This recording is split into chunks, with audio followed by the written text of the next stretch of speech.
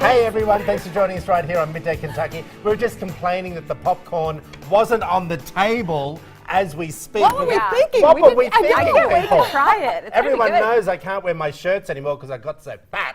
So I've got to wear t-shirts. You are not and I'm fat. just adding more food to the system. You do have a shirt on today. No, I do have a shirt on. Exactly, because it was a little tight, the other one. So, I feel your pain. yeah, we feel the pain. And I swear, I'm not getting any thinner. I go to that darn gym every other day, and I'm hitting the 1,000 calories. Yes. But Katie said to me the other day, which is sort of true, she said, but we still eat the same. She's Yeah, that's sort of my right. problem. I work out, I run all the time, but I have such an issue getting my diet under control. It's I know you hard. can relate. It's killing me. Yeah. As my stomach just wobbled as I went like that. Okay. Hey, what about yesterday out at Mr. Cuts? At a room yeah, that full was of. You know what was awesome. really funny? Because off camera, I asked some of the guys what they wanted to talk about. And you know what they mainly said What? that they talk about at the barbershop? Is their wives. Yeah. I said, well, I don't want to talk about that. I want to talk about men's health. Okay. And then I said, actually, that is men's health because it's a That's mental true. issue. Mental. Do you know what I mean? But that's what they were talking about mainly. Yeah. And I wanted to talk about that a little bit, but then I thought they'll probably get divorced by the time they get home. Do you know what I mean? They've gone into the No. barber shop. I've stuck a microphone in front of their face and said, you know, so what's wrong with your wife? Do you know what I mean? Why are you always I would bitching not about recommend them? that. No, and that's what I thought. So I held back everyone. How are we? You don't sound like you're holding back at I all. did. No, I did. Okay.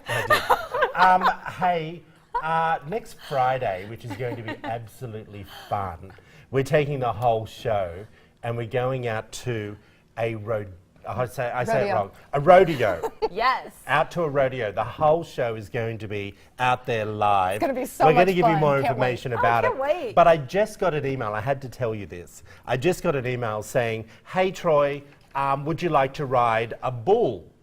Why? And I thought, Oh, I think I'd be too scared. this brings back the days. Do you know what I mean? Of my rodeo days. The glory days. Of the glory days.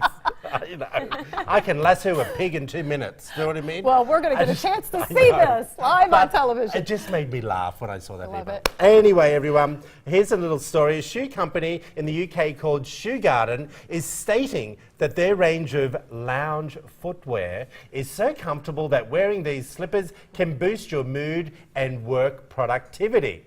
Here's the thing. Do you think, now Katie, I know how you feel about me making you wear a high heel, okay? Do you think you should be able to wear these type of shoes to the office? Yes. Oh, really? Yeah. Okay. Well, I mean, maybe not those, bright pink. Those kind of look like slippers. But the previous ones, yeah, like that. Well, it sure. Or in depends black with just your dress pants and a shirt. It Why depends not? on what job you have, too. Yeah. I mean, if you work in a cubicle in an office all Yeah. day, I see nothing wrong with that whatsoever. Okay. Yeah. Well, I'll be honest, 9 times out of 10, if you do come into my office, I normally have my shoes off. That is the truth. Yeah. But I also know when I was in Salt Lake, in Australia, we never, around the house or out in the garden or the paddock, we would never wear shoes. So, and I remember my boss said to me, he said, Troy, you can't walk around the station with no shoes on. It's just that when you're sitting at your desk and you don't have your shoes on, it's just normal, the feeling of not having shoes on. Do you know what I mean? So I would get up and start walking around the station with no shoes on. Yeah. And in the end, he bought me a pair of slippers from Costco. And I was so offended. Do you know what I mean? And every 6 months, he'd buy me another pair because I'd wear them out. Do you know what I mean? Right. What do you think? Like, you I wear love flats. it. I always want to wear flats, and especially in the morning show when you can't see my shoes, I'd love to just throw on some slippers. Absolutely. But some of those I think really look like actual shoes. And Eric, who used to be our meteorologist, wore some sort of slipper-esque Well, he says shoe. he was a meteorologist. He was a joking. scientist. Those were some Scientist. slipper-esque shoes in the morning, and no one ever knew. And when they were black, they went with his Oh, yeah, but dress we used to pants, give him so, heaps I mean, about that. We'd laugh at him, but I think you can get away with it. I see that, and I just want to say, you know, Yes. it looks completely different when a gal puts on, you know, a 3-inch heel. It just completely changes their look and their outfit, and I don't know. Well, it does. I mean, it goes I from like professional flats. to comfy. You know, Yeah. I mean, it's that type of difference, and you know, I mean, I think there's a time and place for slippers at work, though. All right. I do. Okay. Well, I maybe think it we depends should on have. the rest of your look. If All you right. look put together and you have some just plain black slippers, that's fine. But if you're wearing slippers and something that might be pajamas, that's probably crossing the Well, line. it's funny because the other night I went to an event and I have a pair of, it's pretentious, a particular brand of shoe, and it's a suede house slipper, and it had skull and crossbones on it, and they really are a house shoe. They're more of a slipper rather than, but you wear them out. And someone said to me, "Oh, look, you've got slippers on." So offended about that. You know what I mean? But they truly are. Okay. But they're more of an evening suede, but they look like slippers. Okay. Do you know what I mean? I like it. And I don't know. I think you can wear a well-designed slipper. Maybe. Can I, if I order those, can I wear them on this show? Anyway, everyone, I want you to take a look at this video. Let me just tell you about it first. Okay. A mother from Liverpool, England, is speaking out after a video of her dragging her child across a pavement went viral about 2 weeks ago. Now, take a look at this video. Though the child seems unfazed, this is still causing a lot of outrage. Now, we've blurred out the face of the child.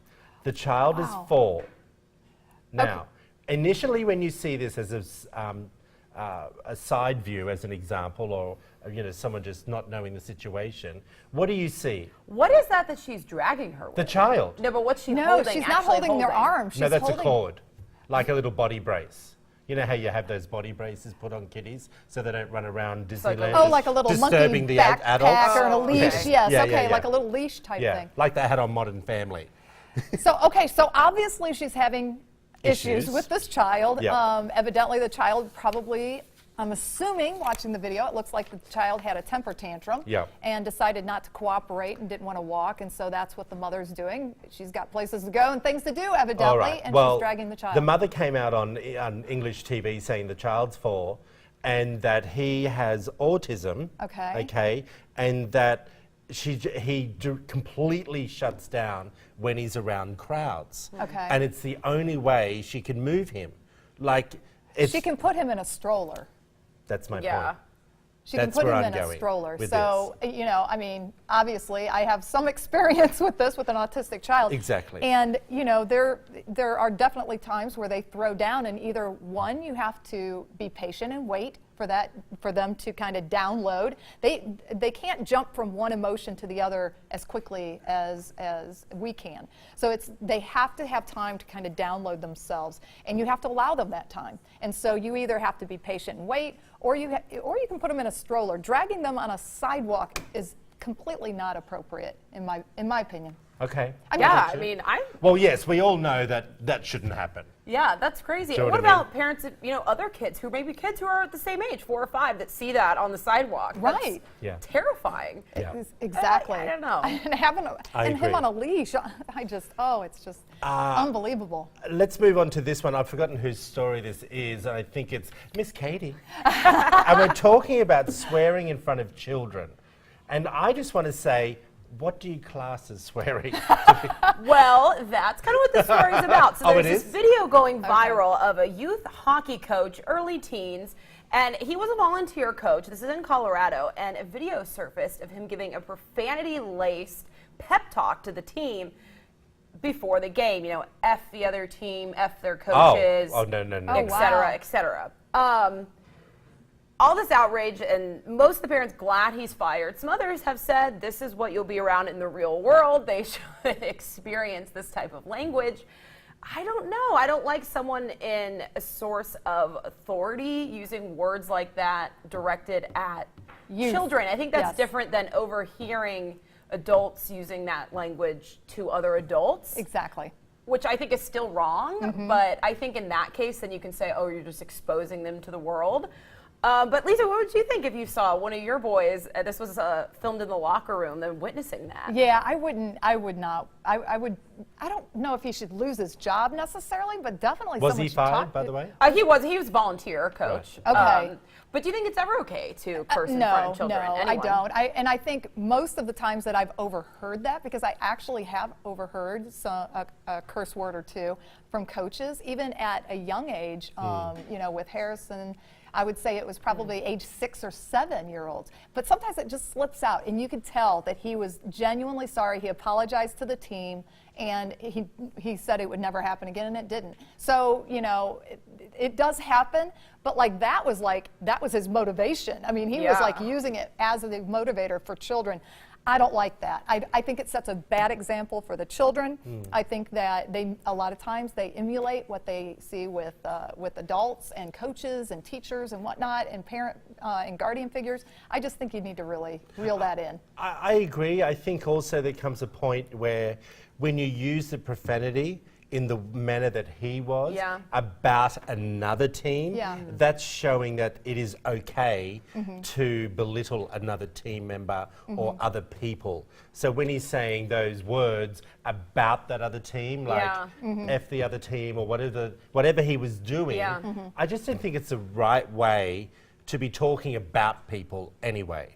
Does that make sense? Yeah, You know, it does. I just, you know, I agree with Katie, though. Adults, you know, if they're adults playing the sports and they're together, you know, in a locker room and that talk is happening, they're adults. But with a youth Are you pulling a Donald Trump here with what was allowed to be talked about in a locker room?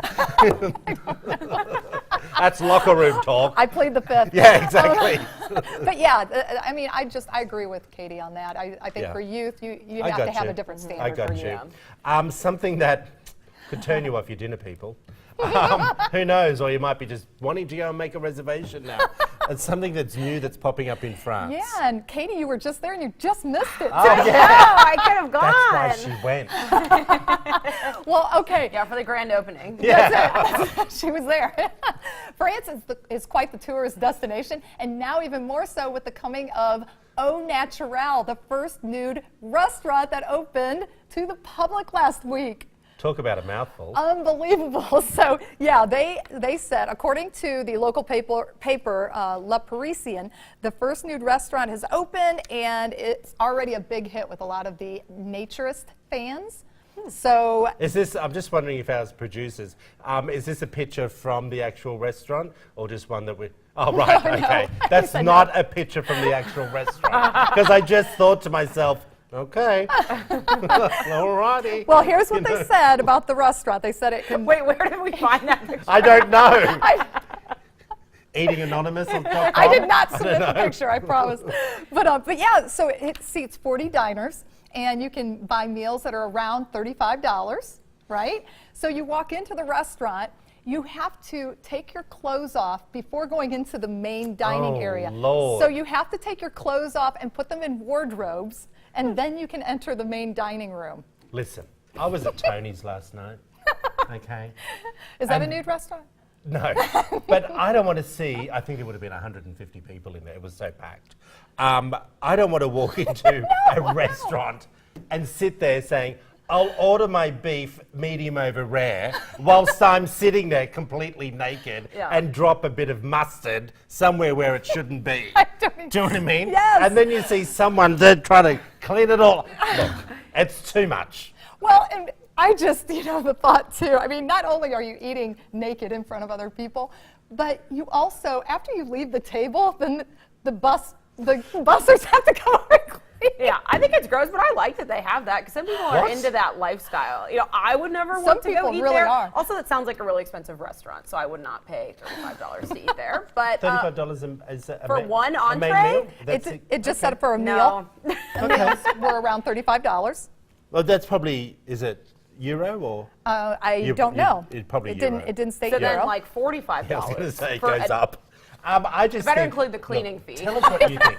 All I can see is I've said to everyone on this table and to all our viewers, imagine going there on a first date and you order the spaghetti, like I tell everyone not to do when you go out on a date. It's going to be some people all are over into you. that. They're into that naturistic lifestyle. Yeah. Wherever you had Yeah. said, I think it's cool. Well, and London has a nude restaurant But as could well. you imagine going to, think No, about it. no. I call you out on a date. It's a blind date. I'm into the nudist thing, and I take you to that restaurant as the first date. I would die. I can't even imagine. Tell us what you think. Head over to our Midday Kentucky Facebook page. Tell us whether, you'd sit at a restaurant. Look, it's too much to even think about, everyone. I'm going to tell you about this. Popcorn Paradise is up next after the break. Plus, later on, we'll see what's going on at Peggy's Gift. She's got 2 tables full of them, everyone. Let's see what she's got. Back after this break, everyone.